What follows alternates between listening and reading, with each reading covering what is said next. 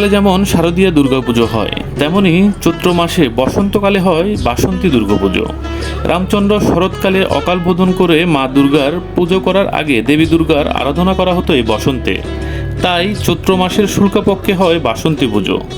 সারা দেশের মতো রামগড়ের গর্জনতলিতে উদযাপন হচ্ছে বাসন্তী মায়ের পুজো। মহানবমীর রাতে গর্জনতলী বাসন্তী মন্দিরের পরিচালনা পর্ষদের উদ্যোগে ছিল নানান ধরনের আয়োজন, যেমন ছিল ভক্তদের উপচে পড়া ভিড় ও আরতি নৃত্য ও ধর্মীয় সাংস্কৃতিক অনুষ্ঠানের আয়োজন।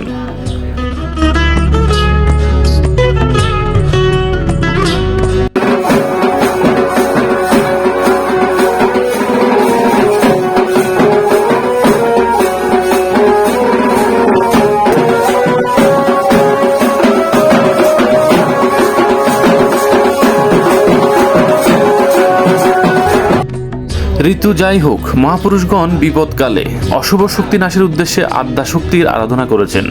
রামায়ণে রামচন্দ্র শরৎকালে অশুভ শক্তি নাশ করার জন্য দেবীর আরাধনা করেছিলেন। পুরাণ অনুযায়ী চন্দ্রবংশীয় রাজা সুরথ বসন্তকালে দেবীর আরাধনা করেন। কালের পার্থক্য হলেও আরাধনা করা হয় দেবী দুর্গারে। কালের প্রভেদের কারণে পূজারীতির সামান্য পার্থক্য হলেও উভয় পূজার নিয়ম প্রায় একই। শরৎকালে হয় শারদীয় দুর্গাপূজা আর বসন্তকালে হয় দেবী দুর্গার পূজা দেবী বাসন্তী রূপে। বসন্তকালের দুর্গাপূজার পরিচিতি শ্রী শ্রী বাসন্তী পূজা নামে।